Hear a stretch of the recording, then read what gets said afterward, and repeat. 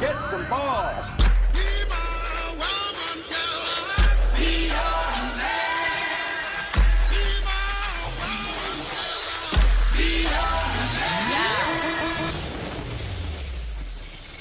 Yes, I be your woman. Yes, I be your baby.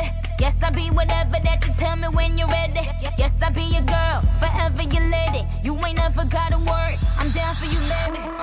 Best believe that when you need that, I'll provide that. You will always.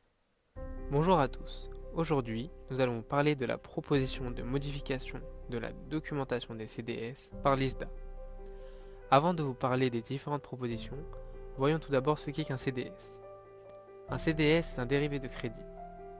C'est un contrat qui procure une protection contre le risque des défauts, également appelé aléa de crédit, d'une entité de référence, qui peut être une entreprise ou un État.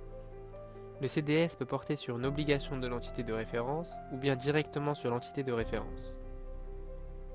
L'acheteur de la protection acquiert le droit de vendre une obligation particulière à sa valeur nominale en cas d'occurrence d'un aléa de crédit.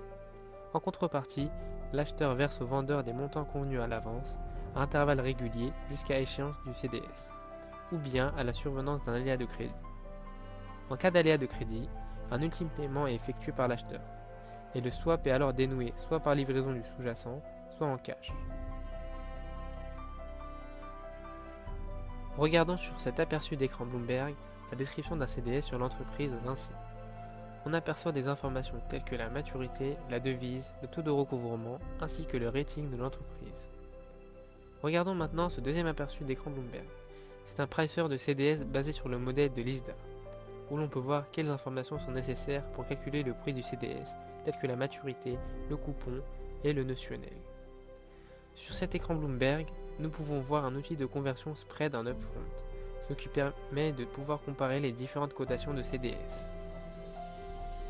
Voyons maintenant les propositions faites par l'ISDA concernant le changement de documentation de CDS. Les propositions sont autoriser une livraison de paquets sur les transactions des CDS souverains, modifier la définition de la garantie de qualification, modifier les provisions des successeurs, et enfin avoir une unique obligation de référence standard pour tous les contrats de CDS.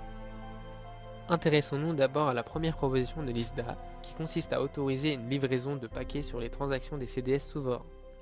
Lorsqu'un État restructure sa dette, le produit restructuré, par exemple une obligation, n'est pas livrable dans le cadre d'une enchère. Pour remédier à cela, l'ISDA va publier une liste de Package Observable Bonds, appelée POBs, basée sur quelques critères qui sont la liquidité, la maturité, ainsi que la loi régissant le contrat. La proposition consiste à mettre une obligation à loi locale et une obligation à loi internationale dans chacun des silos suivants. Silo 1 à 3 ans, silo 3 à 12 ans et silo 12 à 30 ans. Ceci étant basé sur des règles qui déterminent l'obligation la plus fréquemment tradée dans chaque silo. Si un défaut de crédit se produit et qu'un POB était restructuré dans un package, alors ce package sera livrable pour l'enchère.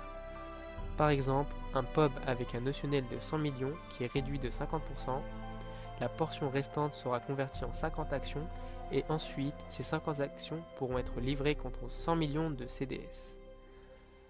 Passons maintenant à la deuxième proposition de l'ISDA. Lors d'un événement de crédit, toutes les obligations ne sont pas livrables en contrat CDS. Pour délivrer une obligation garantie, il faut que la garantie soit une garantie qualifiée. L'ISDA veut clarifier quels types de garanties sont acceptées et lesquelles ne le sont pas. Ce sont des cas courants pour les entreprises européennes. Le CDS est souvent basé sur une maison mère, tandis que les bons sont émis par des filiales. Beaucoup de garanties ne sont pas acceptées sur le marché des CDS, mais acceptées sur le marché des cash bonds. La proposition cherche à aligner ces deux marchés sur les garanties. Les propositions sont: les garanties statuaires sont éligibles même si elles ne figurent pas dans le contrat. Le paiement des bons doit être garanti et non sur la collecte des paiements. Le test de garantie se fait en même temps que le test d'indemnisation. Enfin, la garantie est valable sur le principal. Ces propositions visent à augmenter le nombre de garanties qualifiées et que les garanties acceptées sur le marché bond soient similaires à celles des CDS. La troisième proposition de l'ISDA concerne les droits de succession. Cela concerne les CDS dans le cas où l'entité de référence subit une fusion, transfert de dette ou autre événement. Prenons le cas de Unity Media. qui a exposé la nécessité de devoir changer ses droits de succession. Unity Media a transféré ses dettes à une nouvelle compagnie du même nom, Unity Media, puis a dissous l'ancien Unity Media. Que se passe-t-il pour les CDS sur Unity Media? Nous allons les voir dans les schémas suivants. Voici le troisième cas, celui que couvre la proposition de l'ISDA.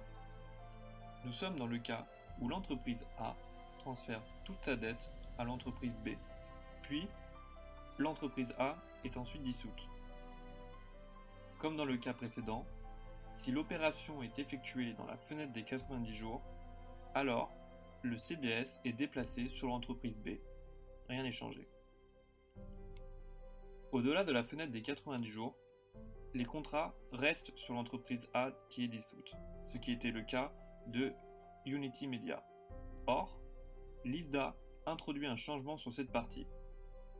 En effet, avec la nouvelle proposition, les contrats CDS seraient déplacés sur l'entreprise B.